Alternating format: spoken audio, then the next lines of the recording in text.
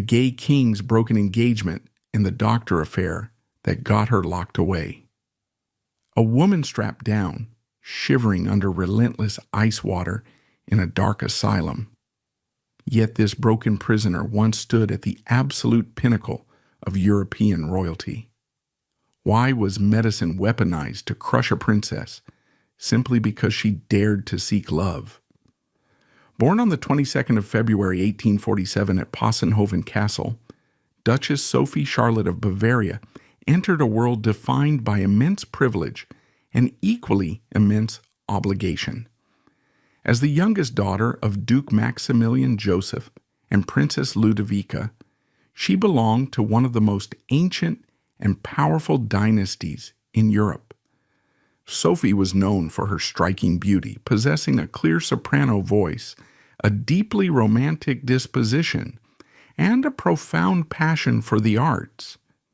Yet the Wittelsbach family did not raise their daughters to pursue personal happiness.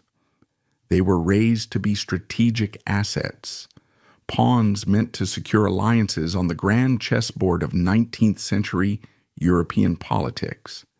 Her older sister Elizabeth, known to history as Sisi, had already ascended to the throne of the Austro-Hungarian Empire. The expectations placed upon Sophie's shoulders were crushing. She was expected to marry well, to remain silent, and to sacrifice her own desires for the honor of her lineage. In January 1867, when Sophie was just 19 years old, her path seemed gloriously set. She became engaged to her first cousin, King Ludwig II of Bavaria. Ludwig was a strikingly handsome monarch, yet he was already building a reputation for his eccentricities and his intense, almost obsessive patronage of the composer Richard Wagner. For a brief period, the young couple seemed united by their shared devotion to Wagner's sweeping operas. They spent hours playing the piano and discussing art. However, behind the glittering facade of this royal fairy tale, the foundation was hopelessly fragile. Ludwig was a man deeply tormented by his own nature. Many historians and biographers strongly suggest that the Bavarian king was struggling with his own latent homosexuality, a reality that left him terrified of physical intimacy with women. He would never marry in his lifetime. As the wedding date approached, Ludwig's anxiety manifested in cruel hesitation. He continuously postponed the ceremony, offering a string of fragile excuses. The royal court was left in a state of perpetual agonizing suspense. Sophie was forced to stand by, trying on her wedding gown repeatedly, enduring the whispers and the pity of the courtiers as months dragged on without a wedding. During this excruciating period of neglect, the lonely and humiliated princess sought comfort elsewhere. Some historical records and surviving correspondence reveal that Sophie engaged in a secret, passionate romance with a court photographer, Edgar Hanfstaengl. In a series of deeply emotional letters, she poured out her frustration and her desperate need for affection. In one such letter, she confessed, "I love you so dearly, my Edgar, so dearly that I've shamefully neglected the duties to my poor king." This dangerous liaison remained a closely guarded secret, but it highlighted a fundamental truth about Sophie. She possessed a fierce, independent spirit that could not simply be switched off by royal decree. Finally, in October 1867, Ludwig II abruptly and officially canceled the engagement.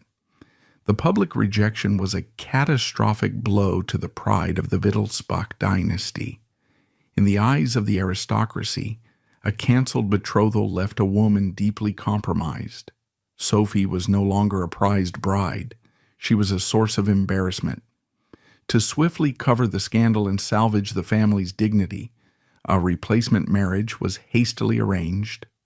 On the 28th of September, 1868, she was married off to Ferdinand, Duke of Alençon. Ferdinand was a man of rigid, conservative values, known for his solemn and austere nature. He was everything the romantic, artistic Sophie was not. Her marriage to Ferdinand became an isolating existence within a gilded cage. For nearly 2 decades, Sophie endured a suffocating existence. The transition from the sprawling, idyllic landscapes of Bavaria to a strict, loveless household triggered a deep and prolonged depression. She performed her duties, she bore children, but the vibrant, passionate young woman who had once sung Wagner's arias slowly withered away. She spent 20 years starving for genuine affection, surrounded by wealth but utterly impoverished in spirit. The breaking point arrived in the winter of 1886, when Sophie was approaching her 40th birthday. She fell gravely ill with severe diphtheria and scarlet fever. As she lay near death in Munich, the family called upon the services of a respected, though common-born physician, Dr. Franz Joseph Sebastian Glaser. Dr. Glaser was a married man with 3 children, exactly 1 year younger than the Duchess. During the long, quiet hours of her convalescence, a profound connection formed between the aristocratic patient and her devoted doctor. The care and genuine empathy Glaser provided ignited a fire within Sophie that had been suppressed for 20 years. The romance that blossomed between them was not a mere fleeting distraction. It was an explosive, two-sided obsession. For Sophie, Glaser represented life, freedom, and the kind of profound emotional intimacy she had always been denied. She was entirely willing to strip away her titles, abandon her immense wealth, and leave her children behind just to escape with him. By June 1887, the situation escalated rapidly. Dr. Glaser took the extraordinary step of divorcing his wife to clear the path for their union. Sophie, emboldened by his commitment, began to make her own plans to leave Ferdinand. She wrote impassioned letters detailing her readiness to throw away her royal existence to live as the wife of a common doctor. But she had fundamentally underestimated the ruthlessness of the world she inhabited. In the 19th century, aristocratic women were not granted the luxury of divorce. A divorce would mean a public trial, a division of assets, and, worst of all, a humiliating scandal that would tarnish the royal bloodline. The patriarchy of the era had a far more effective and far more insidious method for dealing with rebellious wives. They weaponized medicine. When Ferdinand and Sophie's own brother Karl Theodor, who was himself a respected physician, discovered the affair, their reaction was swift and merciless. They did not confront her with legal documents. They confronted her with medical authority. Supported by compliant royal doctors, the family declared that Sophie was suffering from moral delusion or moral insanity.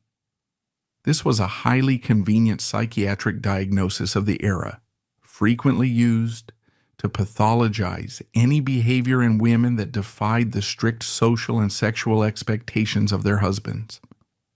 Wanting to leave a loveless marriage was not seen as a human desire. It was officially documented as a symptom of a diseased mind. In June 1887, under the cover of darkness, the Duchess of Alençon was quietly removed from her life. There was no public outcry, for the public was told she was simply retreating to rest her fragile nerves. In reality, she was transported to the Maria Grün Sanatorium, a private psychiatric hospital located near Graz, Austria. This institution was under the direct administration of Dr. Richard von Krafft-Ebing. Krafft-Ebing was a towering figure in 19th century psychiatry, most famous for authoring Psychopathia Sexualis, a foundational text that meticulously categorized sexual deviations and desires. In Krafft-Ebing's clinical view, Sophie's desperate love for a commoner was a perverse obsession, a moral sickness that required aggressive correction. The transition was horrifying. The woman who had grown up in palaces was locked inside a padded, isolated room. She was permitted to keep only her loyal maid Paula and her pet dog, Ponto. At Mariagrün, Sophie was subjected to the brutal medical practices of the time. Krafft Ebing was a strong proponent of hydrotherapy to treat nervous disorders. This was not a soothing bath. Sophie was repeatedly strapped down and subjected to continuous torrents of ice-cold water. The freezing shock to her system was designed to literally cool her forbidden desires and break her psychological resistance. They did not use a divorce decree to separate her from her lover. They used isolation, cold water, and the crushing weight of medical authority. She was treated like a laboratory specimen, a broken machine that needed to be shocked back into its proper, submissive function. Yet, even in the depths of this nightmare, Sophie's spirit was not immediately broken. From within the walls of the asylum, she managed to smuggle out exactly 3 letters to Dr. Glaser, begging for rescue. Tragically, history holds no record of any reply. Dr. Glaser, perhaps intimidated by the terrifying power of the royal family, eventually stepped back. He would go on to remarry another woman in December 1888. Sophie spent 7 harrowing months in Mariagrün. The isolation and the psychological torment eventually forced her to make a devastating calculation. She realized that the only way to escape the ice water and the locked doors was to surrender. She began to play the role her captors demanded. She acted the part of the cured, repentant wife. She formally renounced her love for Dr. Glaser and agreed to return to her duties. Satisfied that her moral delusion had been successfully eradicated, the doctor signed her release papers. In January 1888, she was permitted to leave the asylum, but she was not returning to freedom. She was sent back to Ferdinand, back to the husband who had authorized her torture. The psychological scars of those 7 months were permanent. Upon her release, it is recorded that she refused to speak to her own mother for several months, fully aware of the family's complicity in her imprisonment. She had survived, but the vibrant, rebellious woman who had dared to seek love was gone. Sophie spent her remaining years immersing herself heavily in religious devotion and charitable works, perhaps seeking solace, or perhaps simply trying to fill the hollow void left by her shattered dreams. But fate had one final terrifying chapter reserved for the Duchess. The Wittelsbach family did not need to invent a new method to silence Sophie's rebellion. They already possessed a blueprint. Just 1 year prior, in 1886, the exact same medical mechanism had been used to depose King Ludwig II of Bavaria. Unable to tolerate the king's mounting debts and eccentricities, government officials had secured a psychiatric diagnosis, declaring him legally insane, despite the doctor having not examined him in 12 years. Ludwig was stripped of his crown and locked in a converted psychiatric prison, dying under highly mysterious circumstances shortly after. The lesson the royal family took from Ludwig's tragedy was chillingly practical. They saw firsthand how efficiently an inconvenient family member could be neutralized using the authority of the psychiatric establishment. When Sophie Charlotte attempted to elope, they simply followed this proven strategy. When the heavy iron gates of the Mariagrün sanatorium locked behind Princess Sophie Charlotte in the summer of 1887, they severed her from the known world. She was no longer a Wittelsbach. She was no longer the Duchess of Alençon. She was a clinical subject, an inmate stripped of her autonomy and placed entirely at the mercy of Richard von Krafft-Ebing. The man who held the key to her cell was Dr. Richard von Krafft-Ebing. He was no crude butcher in a back-alley madhouse, but a highly respected aristocratic psychiatrist and a towering pillar of the European medical establishment. His exclusive sanitarium in the picturesque hills of Graz catered specifically to the elite. Wealthy families from across the continent quietly sent their embarrassing relatives to Maria Grün, confident that Krafft-Ebing would handle their scandals with clinical discretion. He was a man obsessed with categorizing human behavior, driven by the absolute certainty that science could and should police morality. A year before Sophie arrived at his doorstep, Krafft-Ebing had published the first edition of Psychopathia Sexualis. This monumental work would become the foundational textbook for forensic psychiatry, a forensic catalog of every conceivable sexual deviation. Krafft-Ebing viewed human sexuality strictly through the lens of reproduction within the confines of Christian marriage. Anything that deviated from this narrow path, especially the sexual agency of women, was classified as a pathological perversion. He firmly believed that women possessed a naturally passive sexual instinct. If a woman exhibited an active consuming passion, particularly for a man who was not her husband, it was not considered a flaw in her character. It was diagnosed as a catastrophic failure of her nervous system. This was the intellectual trap that closed around Sophie Charlotte. When her husband Ferdinand and her brother Karl Theodor dragged her to graze, they provided Krafft-Ebing with the perfect case study. Here was a woman of the highest birth, a mother and a wife, who was willing to abandon her immense social standing to run away with a married, common-born doctor. To Krafft-Ebing, this was textbook moral insanity. He did not see a desperate woman trapped in a 20-year loveless marriage. He saw a patient whose brain was misfiring, whose aristocratic blood had somehow been corrupted by what he termed hyperesthesia, an abnormal pathological sensitivity of the nerves that manifested as nymphomania and moral delusion. The betrayal that placed her in Krafft-Ebing's hands was deeply intimate. The driving force behind her incarceration was her own brother, Karl Theodor. This fact adds a layer of profound cruelty to her suffering. Karl Theodor was not an ignorant medieval aristocrat. He was a brilliant progressive man of science, a renowned ophthalmologist who spent his life performing free cataract surgeries for the poor in Bavaria. He was celebrated as a humanitarian. Yet when it came to his own sister, his medical knowledge became a weapon of familial control. Karl Theodor understood perfectly well how the psychiatric system functioned. He knew that by securing a medical diagnosis for Sophie, the family could entirely bypass the legal system.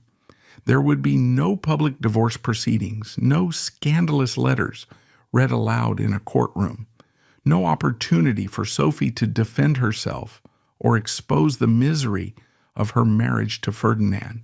Karl Theodor looked at his sister, assessed the catastrophic damage her affair with Dr. Glaser would inflict upon the Wittelsbach dynasty, and made a cold, calculated decision. He used his authority as a doctor to validate Ferdinand's authority as a husband, sealing Sophie's fate beneath the unassailable veneer of medical treatment.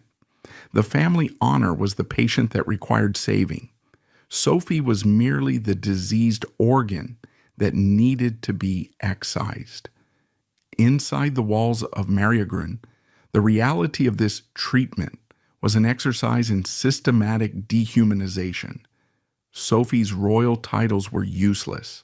The wealth of the Bavarian and French royal houses could not buy her an extra blanket or a moment of leniency. She was placed in a locked, isolated room The physical environment was designed to reinforce her total powerlessness. She was permitted the company of her loyal maid Paula and her small dog Ponto, but their presence was a fragile comfort in an ocean of clinical hostility. Krafft Ebing's approach to curing moral delusion did not involve dialogue or psychological exploration. The 19th century psychiatric model was built on physical intervention. The prevailing theory dictated that mental illness was caused by inflammation or congestion of the brain and nervous system. The most effective way to shock the nervous system back into its proper submissive alignment was hydrotherapy. While hydrotherapy was considered a standard treatment at the time, many modern medical historians view this aggressive method as a form of severe psychological and physical trauma. Sophie was routinely taken from her cell by attendants. Stripped of the extreme modesty expected of the 19th century royal court, she was forced into medical tubs.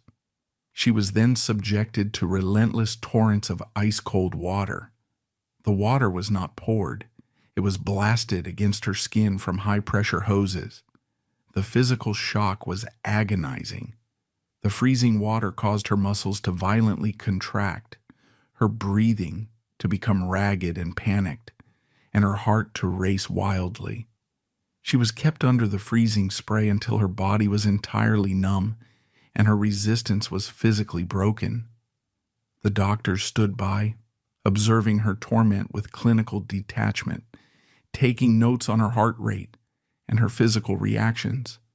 When she wept, when she begged for them to stop, her distress was documented not as human suffering, but as the hysterical symptoms of her disease leaving her body. They were literally trying to freeze the rebellion out of her veins. After these sessions, shivering and exhausted, she would be returned to the crushing silence of her isolated room. The psychological warfare was even more devastating than the physical torment. Krafft Ebing and his staff controlled every aspect of her reality. They intercepted her mail. They dictated when she ate, when she slept, and when she was allowed to look out the barred window at the Styrian hills. They repeatedly told her that her memories of love with Dr. Glaser were nothing more than the fevered hallucinations of a sick mind.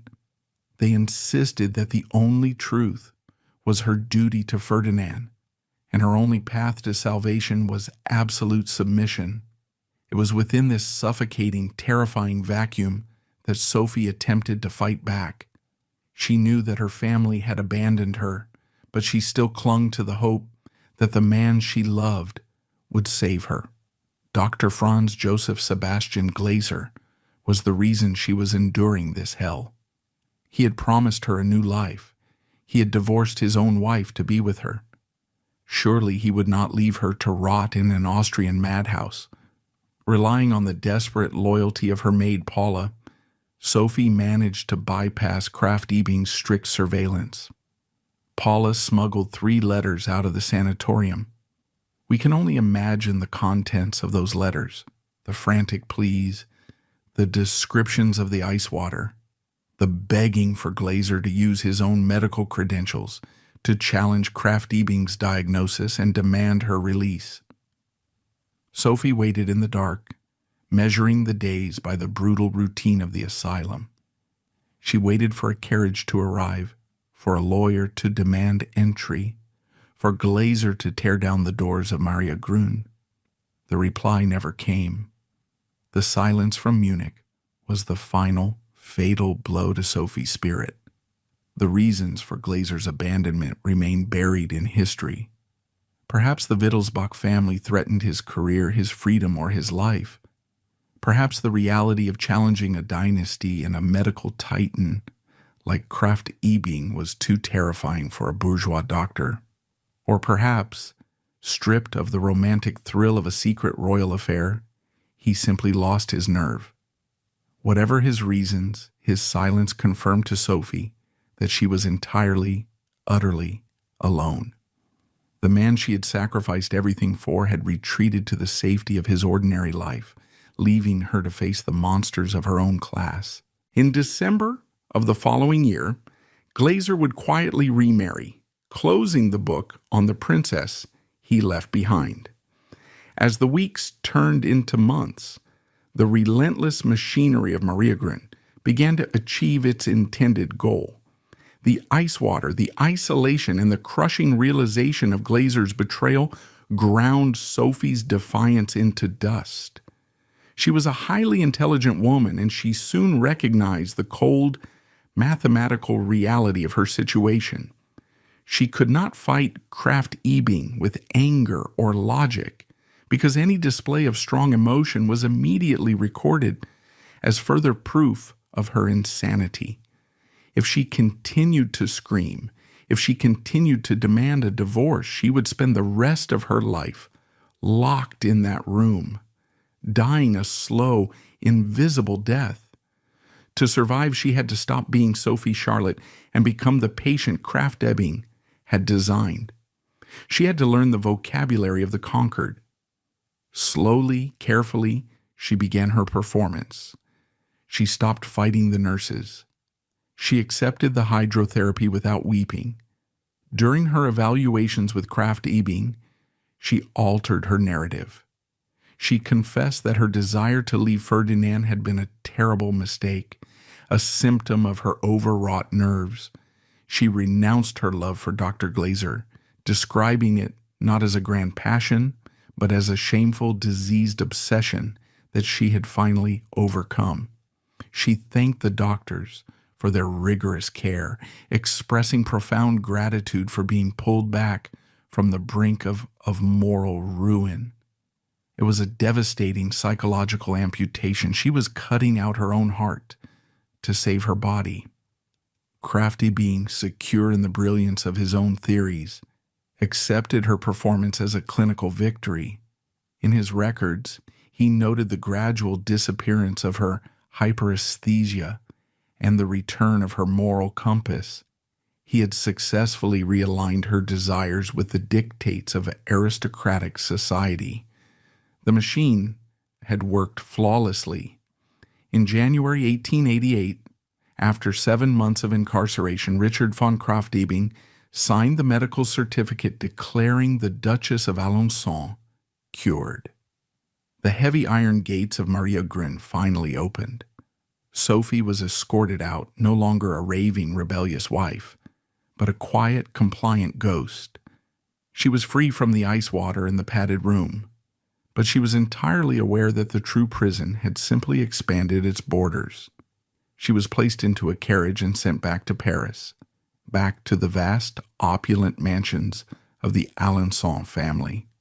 She was returning to Ferdinand, the husband who had casually signed away her freedom and ordered her torture. She would have to sit across from him at the dining table, attend social functions on his arm, and smile at the European aristocracy as if the last 7 months had never occurred. The princess who left Maria Grün was not the same woman who had entered.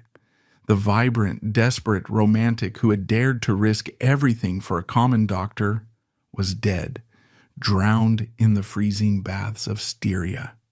In her place was a hollow vessel, a woman who had looked into the abyss of 19th century medical patriarchy and realized that her life did not belong to her. As the carriage carried her back toward the suffocating embrace of her royal duties, Sophie Charlotte began to build a new fortress around herself, one built not of defiance but of extreme, impenetrable religious piety. If she could not find love in this world, she would direct her gaze entirely to the next, waiting for the day the suffering would finally end. The return to Paris was a journey undertaken in absolute, suffocating silence. When the carriage bearing Princess Sophie Charlotte finally clattered into the cobblestone courtyard of the Duke of Alençon's grand Parisian residence, there was no triumphant homecoming. There were no tears of joyous reunion, nor were there any apologies. Ferdinand, the husband who had casually consigned his wife to a regime of ice water torture, and solitary confinement, received her with the cold, polite detachment of a man who had successfully disciplined an unruly hound. He had won. The full weight of the medical establishment, the Wittelsbach dynasty, and 19th century law had acted as his enforcers. He did not need to raise his voice or gloat over her broken spirit. The sheer, unassailable fact of his authority was the only weapon he required. Sophie stepped out of the carriage a profoundly altered woman. The vibrant, desperately romantic princess who had dared to risk her entire existence for a fleeting taste of genuine affection had been systematically eradicated. In her place stood a meticulously crafted ghost. She had learned the hardest lesson a woman of her station could learn. Survival required the complete assassination of her own desires. The most chilling aspect of her return was the conspiracy of polite silence that immediately surrounded her. The European aristocracy operated on a strict code of visible perfection. Everyone in her immediate social circle, from the wealthiest Parisian socialites to the extended branches of the Orleans and Bavarian royal families, knew exactly where the Duchess had been for the past 7 months. They knew about the doctor, the attempted flight, and the grim walls of Mariagrün, yet no one spoke a word of it. They greeted her at dinners and charity galas with vacant smiles, inquiring politely about her rest cure in the Austrian countryside. This collective denial was a form of psychological violence in itself. It reinforced the terrifying reality that her trauma was invalid, her suffering was an embarrassment, and her 7 months of torture were nothing more than an unmentionable social faux pas. To survive in this environment, Sophie built an impenetrable fortress around her inner life. She understood that if she could not find love or freedom in the mortal world, she would have to look beyond it. She turned to extreme ascetic religious devotion.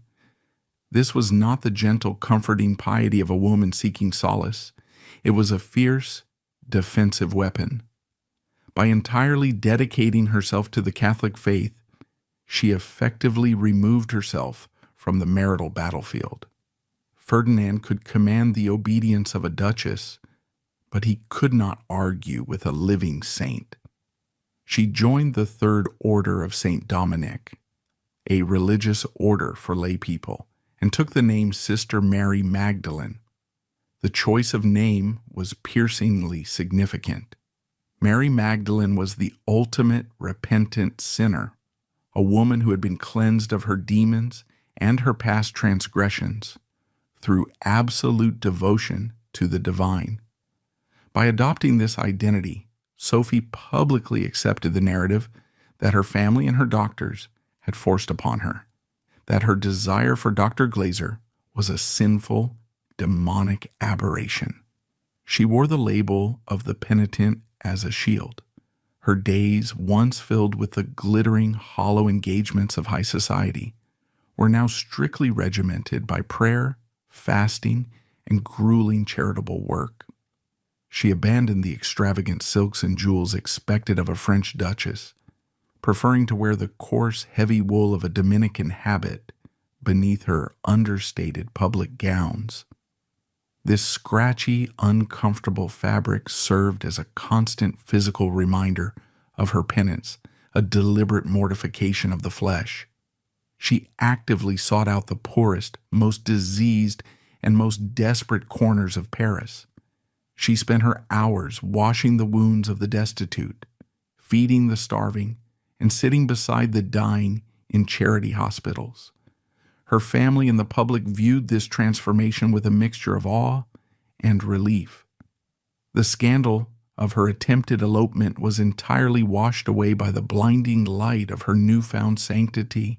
She became known as the saintly Duchess. But those who looked closely at her face during these years saw something profoundly unsettling. The legendary Wittelsbach beauty had sharpened into a severe skeletal asceticism. Her eyes, once described as deeply expressive and full of life, had taken on a fixed, hollow stare. She moved through the slums of Paris and the gilded halls of her palaces with the same mechanical grace. She was a woman serving out a life sentence, waiting patiently for the release of death. This profound alienation extended to her own blood. For months after her release from the asylum, she flatly refused to speak to or acknowledge her mother, Princess Ludovica. The betrayal of a mother who stood by while her daughter was hauled away to a psychiatric prison was a wound too deep for even a saint to forgive quickly.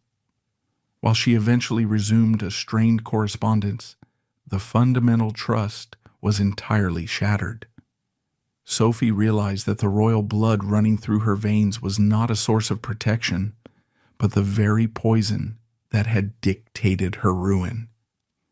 Years turned into a decade. The agonizing memories of the ice-cold water, the padded cell, and the profound abandonment by the man she had loved slowly calcified into a heavy, dull ache. As the 19th century drew to a close, the world around her was rapidly changing. Belle Époque Paris was exploding with innovation, electricity, automobiles, and the birth of cinema. The city was a carnival of modernity, but Sophie remained entirely frozen in her penitent isolation, an archaic figure moving silently through a world she had long since abandoned in her heart. By the spring of 1897, Princess Sophie Charlotte had reached her 50th birthday. She had endured 30 years of a loveless marriage, the crushing public humiliation of a broken royal engagement, and the silent horror of psychiatric torture. She believed she had already survived the worst that life could inflict upon her. She had willingly stepped into the flames of martyrdom long ago. But fate, the cruel author of the Wittelsbach tragedies, had arranged a terrifying literal manifestation of the hell she had survived. The first week of May was unseasonably warm in Paris. The social calendar of the aristocracy was dominated by the Bazaar de la Charité, an annual philanthropic event that was the absolute pinnacle of the Parisian spring season. The event was essentially a highly exclusive, glamorous indoor market, where the wealthiest women in France operated stalls, selling handcrafted goods, art, and trinkets to raise vast sums of money for the poor. It was a place to see and be seen, a dazzling display of wealth operating under the polite guise of Christian charity.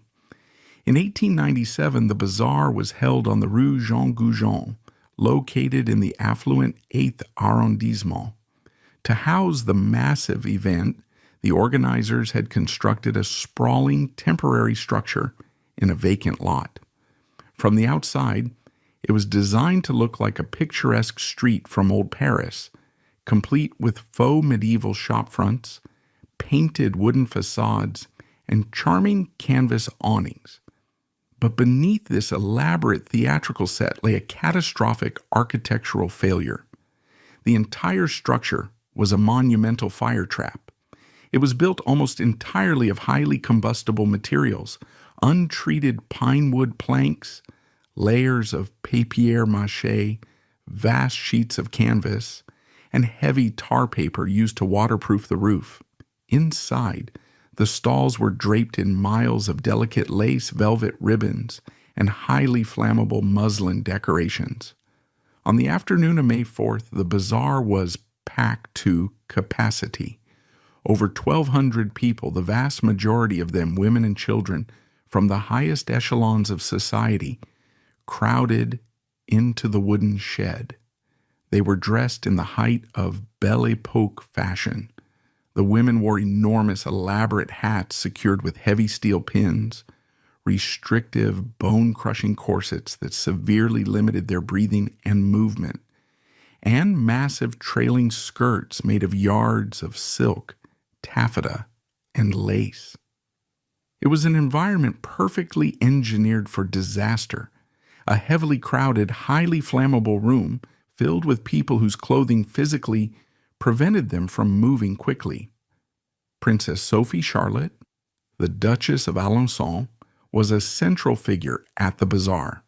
As the patroness of the Dominican novitiate, she commanded one of the largest and most prominent stalls, located deep within the structure. She stood behind a table piled high with porcelain and embroidered linens, fulfilling her duty with the same quiet, severe grace she applied to all her charitable endeavors. Beside her stood the Viscountess of Malzieu and several other aristocratic ladies who assisted in managing the sales. Just a few yards away from Sophie's stall, the organizers had installed the main attraction of the year's bazaar, a cinematograph. It was a marvel of the modern age, a brand new technology that allowed moving pictures to be projected onto a screen in a small darkened side room.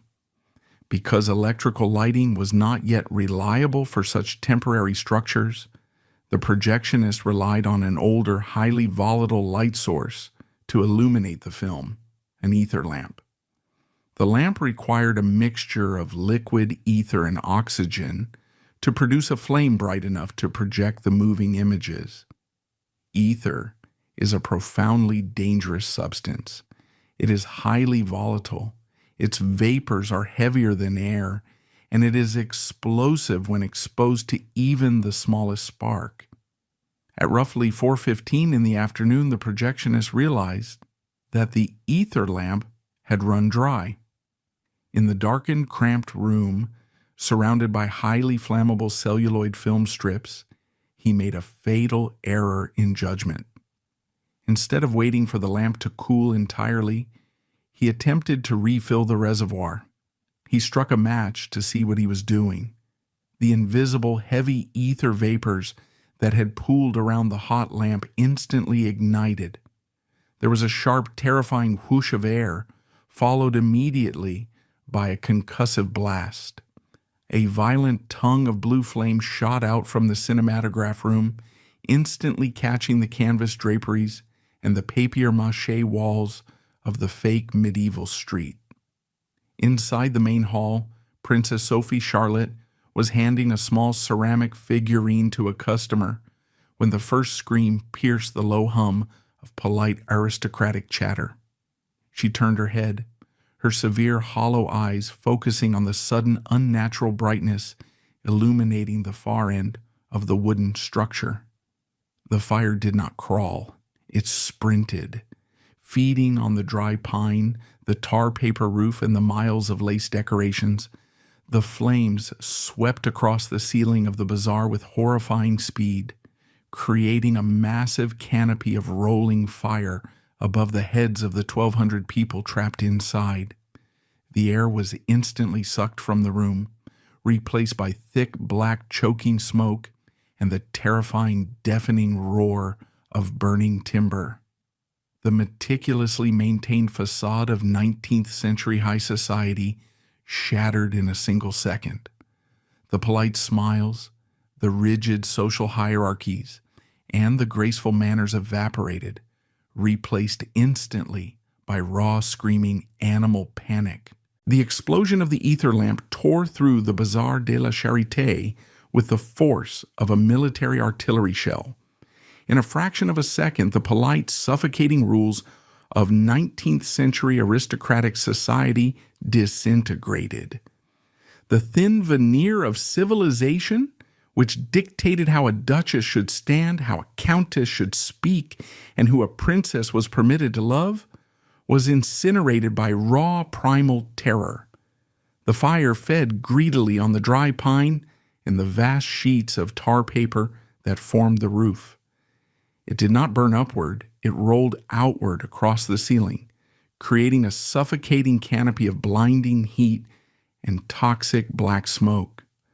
The temporary structure, designed to resemble an idyllic street of medieval Paris, was instantly transformed into a highly efficient oven.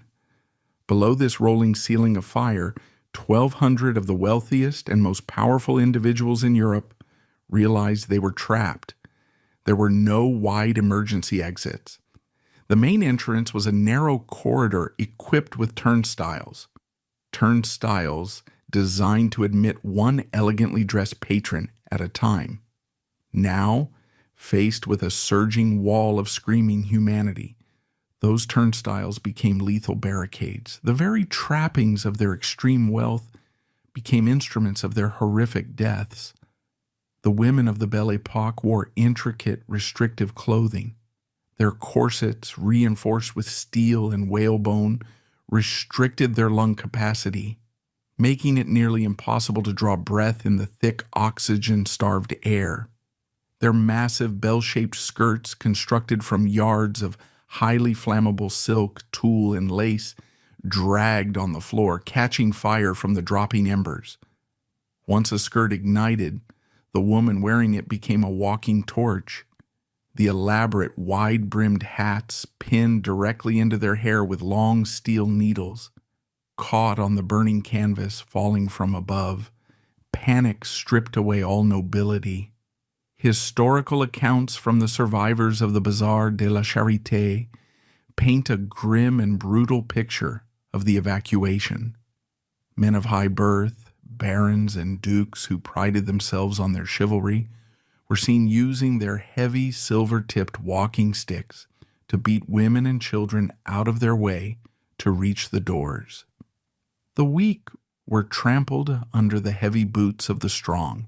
The screams of the burning were drowned out by the deafening roar of the collapsing wooden beams. Deep inside this inferno, near the very back of the hall, stood Princess Sophie Charlotte. As the patroness of the Dominican stall, she was positioned far from the main exit. When the crowd surged forward in a blind, violent stampede, she had a terrifyingly clear view of the carnage. She saw the wealthy elite of Paris tearing each other apart to survive, but as the flames raced toward her, Sophie did not run. She did not scream. For 10 years, the Duchess of Alençon had lived as a ghost, her spirit systematically suffocated by her own family and the brutal machinery of 19th century medicine. She had survived the freezing water, the padded cell, and the absolute darkness of the Mariagran asylum. She had already looked into the deepest abyss of human cruelty. What was a roaring fire compared to the icy torment of her own memories? While the men of Paris battered their way to the exits, trampling the weak to save themselves, the 50-year-old princess did not run.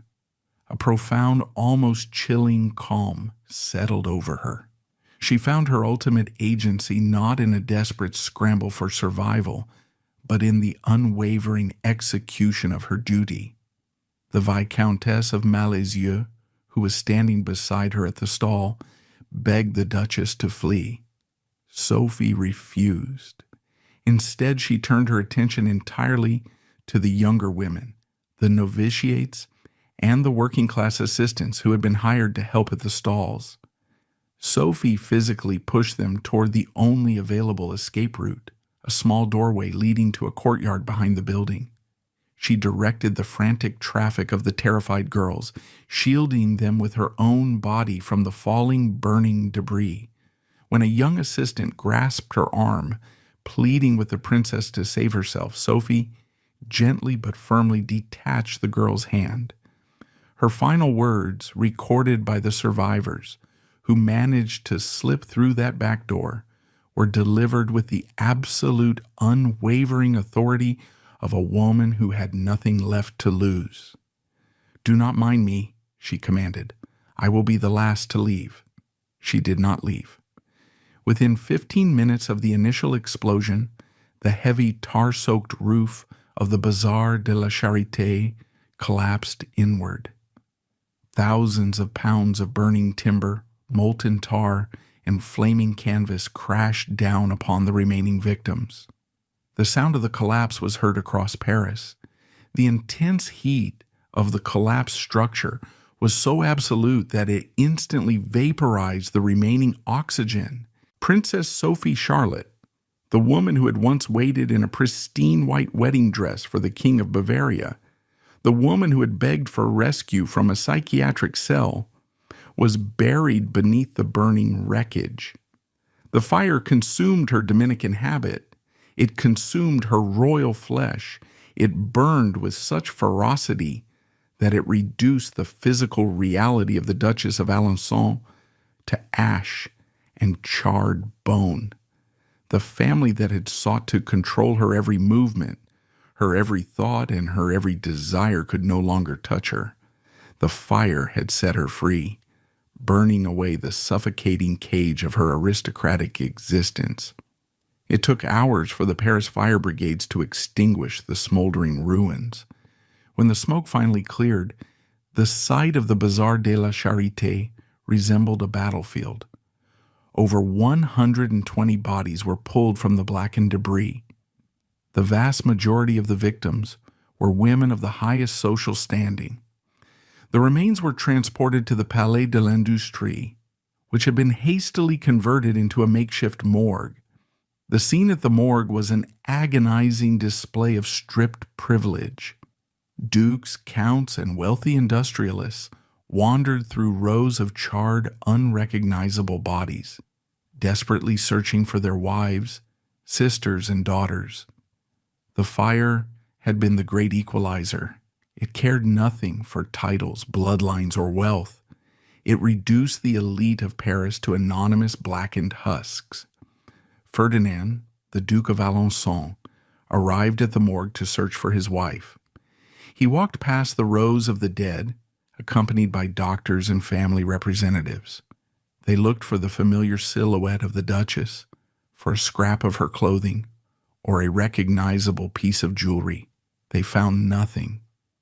The physical destruction of Princess Sophie was so absolute that visual identification was entirely impossible.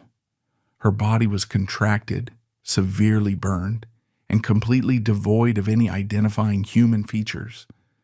The Wittelsbach and Orléans families, dynasties that commanded absolute obedience and possessed unimaginable wealth, were utterly powerless. They could not even find their own princess. In their desperation, the authorities were forced to turn to a relatively new, largely untested science, forensic dentistry. The royal family summoned Dr. Isaac Davenport, the prominent Parisian dentist, who had treated the Duchess. Dr. Lavenport arrived at the grim, smell-soaked Palais de l'Industrie, armed only with his medical records and a profound sense of dread.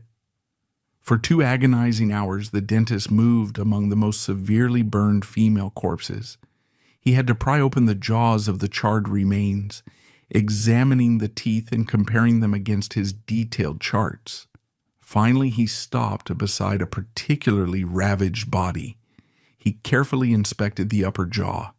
He noted the precise location of several distinct gold fillings and the specific structural anomalies of the teeth. Dr. Lavenport turned to the waiting officials and the Duke of Alençon. He confirmed, based entirely on the dental work, that the blackened, unrecognizable remains resting on the wooden table belonged to Her Royal Highness, Princess Sophie Charlotte of Bavaria, Duchess of Alençon. The irony was as brutal as the fire itself.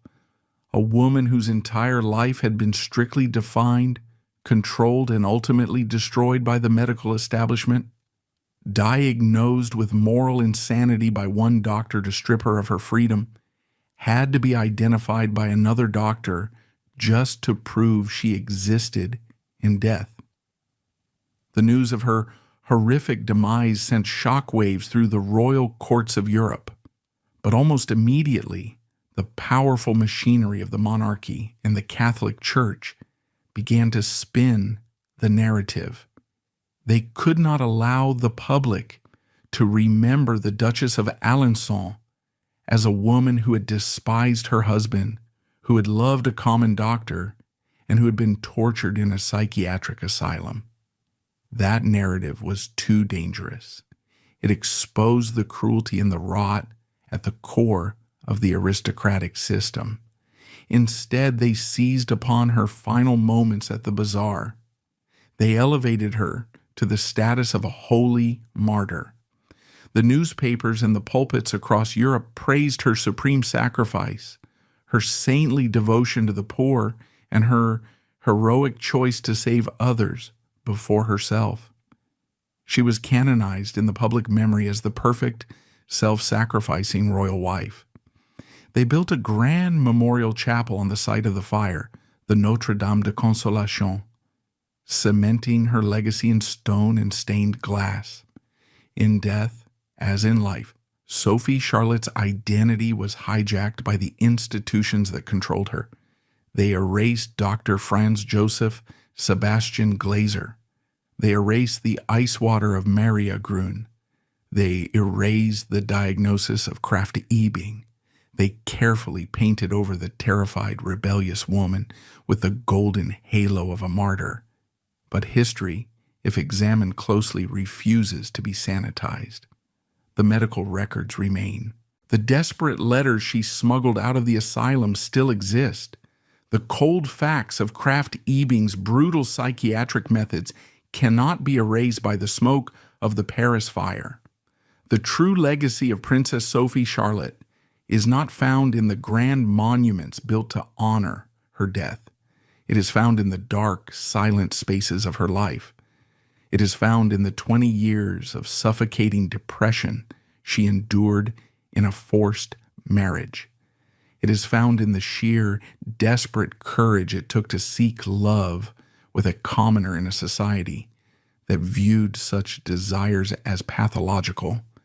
And it is found in the terrifying reality of the Maria Grün asylum, where the authority of science was weaponized to defend the authority of men. She was a victim of a system that demanded absolute perfection and punished humanity. King Ludwig II had humiliated her to hide his own repressed nature, ultimately falling victim to the exact same psychiatric weapon that would later be used against her. Ferdinand had imprisoned her to protect his pride. Krafft Ebing had tortured her to validate his own biased, misogynistic theories of female sexuality. Yet in the final moments of her life, amidst the blinding flames and the screaming panic of the Parisian elite, Sophie Charlotte reclaimed herself. Stripped of her titles, abandoned by her lover, and alienated from her family, she chose how she would end. She stood still in the fire, saving the lives of the young women around her, and quietly accepted the inferno. The fire destroyed her body, but it also destroyed the power her family held over her. In the ashes of the bazaar, the royal courts wasted no time crafting a convenient myth. By crowning Sophie Charlotte with the golden halo of a martyr, they successfully masked the suffocating reality of her marriage and the icy isolation of Maria Grün. Yet history refuses to burn. The Duchess remains a haunting symbol of an era where a woman's pursuit of love was diagnosed as madness, and it took the blinding flames of Paris to grant her the autonomy that her own bloodline had so viciously denied.